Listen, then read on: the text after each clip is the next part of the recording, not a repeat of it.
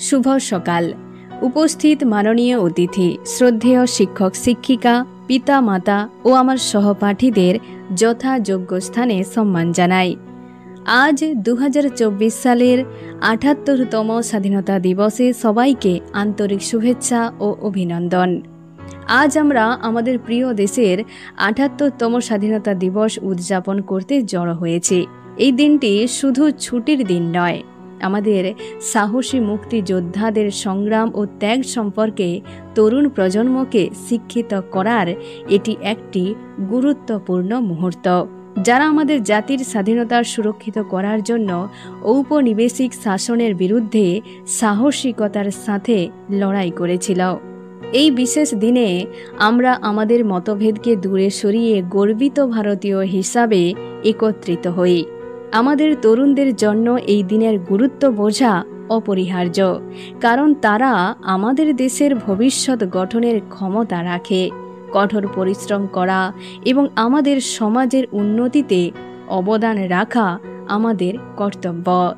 জাতীয়তাবাদ এবং দেশপ্রেমের চেতনা আমরা এই দিনটি উদযাপন করার সাথে সাথে বাতাসকে পূর্ণ করে। আমরা আমাদের জাতির সমৃদ্ধ বৈচিত্র্যের প্রশংসা করে গর্ব ও ঐক্যের গভীর অনুভূতি অনুভব করি। ভারত এমন একটি দেশ যেখানে বিভিন্ন ধর্ম এবং সংস্কৃতির মানুষ একত্রে মিলেমিশে বসবাস করে। এই দিনটি আমাদের অন্যান্য ঐতিহ্য ও সংস্কৃতির উদযাপন। আমাদের এই অবিশ্বাস্য মুক্তিযোদ্ধাদের ভুলে যাওয়া উচিত নয়, যারা আমাদের স্বাধীনতাকে সম্ভব করেছেন। মহাত্মা গান্ধী, নেতাজি সুভাষচন্দ্র বসু, লালা লাজপত রায়, বাল গঙ্গাধর তিলক, সর্দার বল্লভভাই প্যাটেল, ডক্টর রাজেন্দ্র প্রসাদ, মৌলানা আবুল কালাম আজাদ, সুখদেব, গোপাল কৃষ্ণ গোখলে এবং চন্দ্রশেখর আজাদ প্রমুখের মতো নেতারা তাদের সমস্ত কিছু দিয়েছিলেন জাতির উদ্দেশ্যে এবং স্বাধীনতা অর্জনের জন্য। তাদের এই আত্মত্যাগ আমাদের স্বাধীন ও স্বাধীন দেশে বসবাস করার সুযোগ দিয়েছে।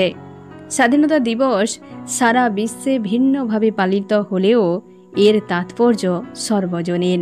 এটি আমাদের স্বাধীনতার অন্বেষণে মুখোমুখি হওয়া চ্যালেঞ্জ এবং ত্যাগের কথা স্মরণ করিয়ে দেয়, এবং আমরা বছরের পর বছর ধরে যে অগ্রগতি করেছি আমরা উদযাপন করার সময় আসুন আমাদের দেশের প্রতি আমাদের দায়িত্ব মনে করি এবং একটি উজ্জ্বল ভবিষ্যৎ গড়তে একসাথে কাজ করি।